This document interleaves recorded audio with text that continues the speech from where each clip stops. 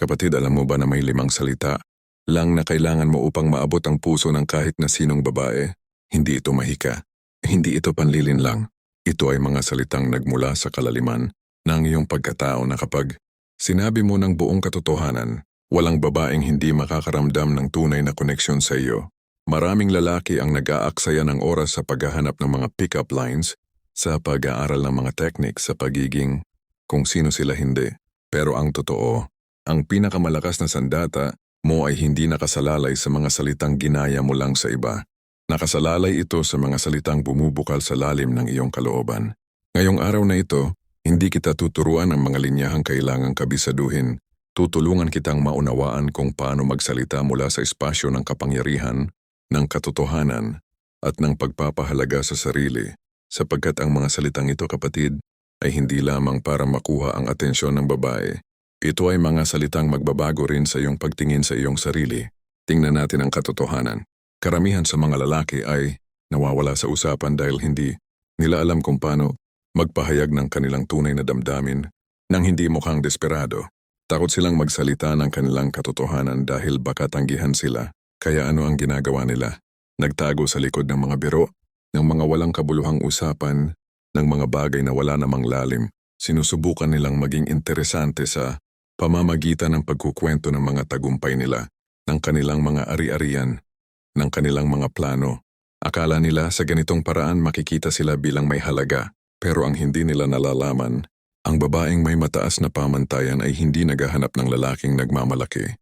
Naghahanap siya ng lalaking may lalim, ng integridad, ng tapang na maging totoo. Naalala mo ba ang panahong may gustong-gusto mong babae at ginawa mo ang lahat para mapansin ka niya? Nag-adjust ka ng iyong personalidad. Sinubukan mong maging kung sino ka hindi. Pero sa huli, parang hindi ka pa rin niya nakikita. Bakit? Dahil wala kang sinasalitang totoo. Wala kang ipinakitang tunay na ikaw. Ang problema, kapatid, ay hindi ang babae. Ang problema ay ang takot mong ipakita ang iyong tunay na sarili. At dahil dito nagiging peke ang iyong mga salita, nagiging manipulasyon ang iyong mga kilos. At ramdam niya ng kahit na sinong babae. Isipin mo kung gaano karaming pagkakataon ang nasayang mo dahil sa takot na ito. Ilang beses ka nang nakatayo sa harap ng babaeng gusto mo, pero hindi mo masabi ang mga salitang nasa puso mo. Ilang ulit ka nang nag-chat, pero puro safe lang ang mga topic kasi ayaw mong makaramdam ng kahihiyan. At habang ikaw ay nag-aalinlangan, may ibang lalaki na mas matapang, mas totoo sa sarili, ang lumalapit sa kanya. Hindi dahil mas pogi siya, hindi dahil mas mayaman, kundi dahil mayroon siyang tapang na maging bukas, na maging totoo, na sabihin ang mga salitang kailangan niyang marinig. Ang mas masakit pa dito, habang tumatagal na hindi ka nagsasalita ng katotohanan, nagiging sanay ka na rin sa kasinungalingan. Nagiging normal na sa iyo ang magpanggap. Nagiging normal na magpakita ng ibang muka. At sa prosesong ito, nawawala ka na rin sa iyong sarili.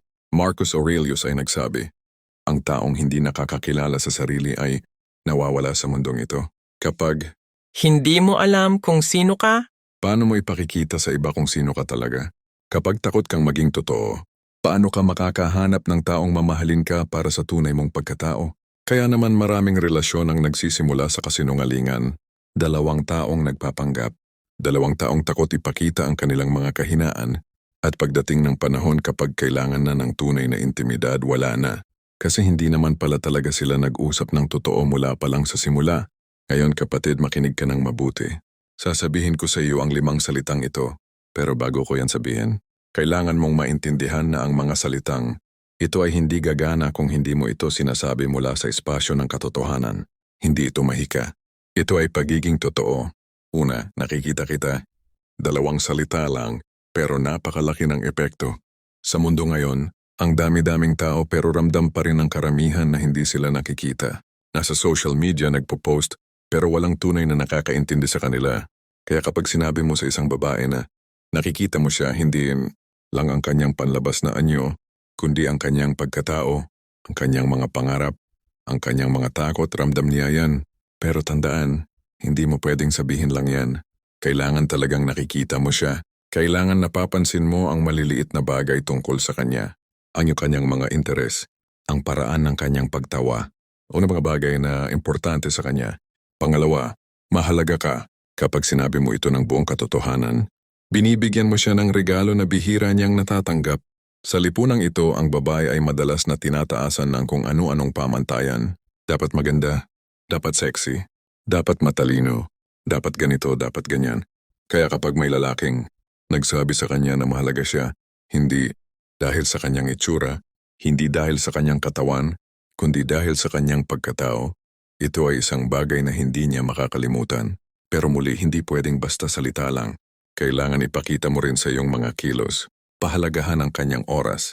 Pakinggan ang kanyang mga kwento. Respetuhin ang kanyang mga desisyon. Pangatlo, hindi kita kailangan. Nakakalito ba? Pero makinig ka. Ito ang pinakamalakas sa lahat ng 5 salita. Bakit? Dahil nagpapakita ito na kumpleto ka na bilang tao. Hindi mo siya kailangan upang maging masaya. Hindi mo siya kailangan upang maramdaman na may halaga ka. Kumpleto ka na sa iyong sarili. At sa espasyong ito, ang pagpili mo sa kanya ay hindi dahil sa pangangailangan, kundi dahil sa pagpapahalaga. Si Epictetus ay nagturo. Ang tunay na kalayaan ay nagsisimula sa pagkilala na wala tayong kontrol sa iba, pero mayroon tayong ganap na kontrol sa ating mga reaksyon. Kapag alam mong hindi mo siya kailangan, nagkakaroon ka ng kapangyarihan. Hindi ang kapangyarihang kontrolin siya, kundi ang kapangyarihang pumili ng may kalayaan. Pang-4, pinili kita. Pagkatapos mong sabihin na hindi mo siya kailangan, sabihin mo rin na pinili mo siya. Ito ang pagpapakita na sa kabila ng maraming pagpipilian, siya ang napili mo. Hindi dahil wala kang ibang opsyon, hindi dahil desperado ka, kundi dahil nakita mo ang kanyang halaga at desisyon mong pahalagahan ito. Sa mundo ngayon, madali lang pumili, madali lang mag-swipe, madali lang maghanap ng iba. Kaya kapag sinabi mo sa isang babae na pinili mo siya kahit maraming pagpipilian, ito ay nagpapakita ng karakter, ng integridad, ng dedikasyon. Panlima, manatili ka. 2 salita na sumasalamin sa permanensya, sa katatagan, sa pangmatagalang intensyon. Sa panahon ng ghosting, ng breadcrumbing, ng mga relasyong panandalian lang, ang simpleng salitang manatili ka ay napakahalaga. Ito ay paanyaya. Paanyaya na manatili siya sa iyong buhay. Paanyaya na maging bahagi siya ng iyong paglalakbay. Pero tandaan, ang salitang ito ay may kaakibat na responsibilidad. Hindi mo pwedeng sabihin lang ito tapos biglang mawawala ka. Kailangan paniwalaan mo rin ito. Kailangan handa kang manatili kahit dumating ang mga pagsubok. Paano mo isasama ang lahat? Hindi mo kailangang sabihin ang lahat ng ito sa isang usapan. Ang punto ay maging totoo ka. Kapag nakikita mo talaga siya, sabihin mo. Kapag naramdaman mong mahalaga siya, ipahayag mo. Kapag alam mong kumpleto ka na sa sarili mo, ipakita mo sa pamamagitan ng iyong pagkilos. Kapag pinili mo siya, ipakita mo sa konsistensya. Kapag gusto mong manatili siya, gawing totoo ang salitang yan sa araw-araw. Kapatid, ang hamon ko sa iyo ngayong araw na ito ay hindi lang kabisaduhin ang 5 salitang ito. Ang hamon ko sa iyo ay maging taong karapat-dapat magsabi ng mga salitang ito. Simulan mo sa iyong sarili. Makilala mo muna kung sino ka. Tanggapin mo ang iyong mga kahinaan. Pahalagahan mo ang iyong mga kalakasan. Maging kumpleto ka sa iyong sarili. Sapagkat ang taong kumpleto ay hindi sumusugal ng kanyang halaga sa opinyon ng iba. Pagkatapos lumabas ka sa mundo ng may tapang. Lapitan mo ang babaeng gusto mo hindi dahil kailangan mo siya, kundi dahil pinili mong pahalagahan siya. Sabihin mo ang mga salitang nasa puso mo nang walang takot sa pagtanggi. Dahil ang tunay na tapang ay hindi ang kawalan ng takot. Ang tunay na tapang ay ang paggawa ng tama kahit natakot ka. At tandaan ang mga salitang ito, nakikita kita, mahalaga ka, hindi kita kailangan, pinili kita, manatili ka, ay hindi lamang para sa babae. Ito rin ay para sa sarili mo. Nakikita mo ba ang iyong sarili? Alam mo bang mahalaga ka? Kumpleto ka na ba sa sarili mo? Pinipili mo ba ang tamang landas? Nanatitili ka ba sa iyong mga prinsipyo? Kaya kapatid, magsimula ngayon. Hindi bukas.